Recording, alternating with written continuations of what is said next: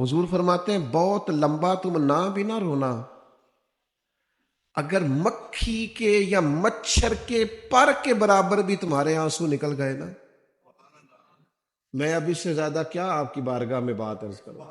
حضور فرماتے ایک مکھی اور مچھر کے پر کے برابر بھی تیری آنکھ سے آنسو نکل آیا، شرط یہ ہے نکلے ریاکاری کے لیے نہیں، نکلے اللہ کی رضا کے لیے، اس کی خشیت میں نکلے۔ فرمایا اگر مکھی کے پر کے برابر بھی تو رو پڑا تو اللہ تعالیٰ تیرے لیے دوزخ سے آزادی لکھ دے۔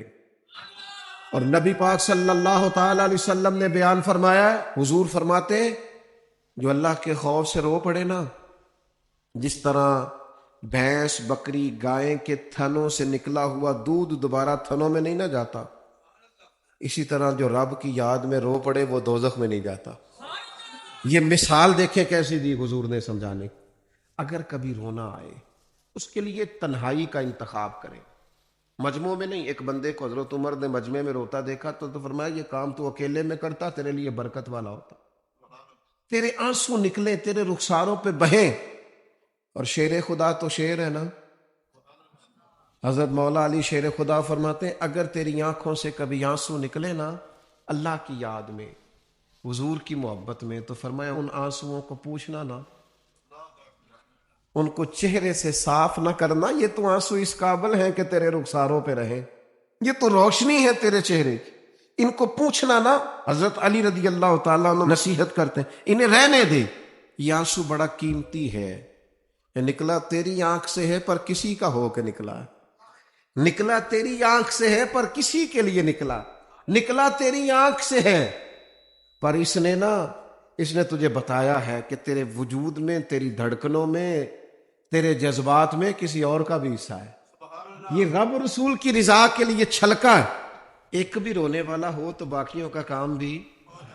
سنو نا، حدیث ہے بہقی شریف میں، حضرت حیثم بن مالک رضی اللہ تعالیٰ عنہ فرماتے ہیں نبی پاک علیہ السلام خطبہ دے رہے تھے، تقریر فرما رہے تھے، حضور کی باتیں دلوں کے میل کچیل اتارتی چلی جا رہی۔ فرماتے ایک شخص نبی پاک علیہ السلام کے سامنے بیٹھ کر حضور کی گفتگو سن رہے تھے، وہ رو پڑے، ساری گفتگو چھوڑ کے نبی پاک صلی اللہ تعالی علیہ وسلم کی توجہ اس شخص کی طرف ہو گئی۔ ہوا کیا ہے؟ وہ تقریر سنتے، بات سنتے بس رو پڑے۔ تو نبی پاک علیہ الصلوۃ والسلام فرمانے لگے آج اگر وہ سارے مومن بھی یہاں موجود ہوتے جن کے گناہ پہاڑوں کے برابر وزنی ہوتے تو اس ایک بندے کے رونے کی وجہ سے اللہ سب کی بخشش فرما دیتا۔ اور نبی پاک علیہ الصلوۃ والسلام فرمانے لگے یہ رویا ہے تو اس کے رونے پر فرشتے بھی روئے ہیں،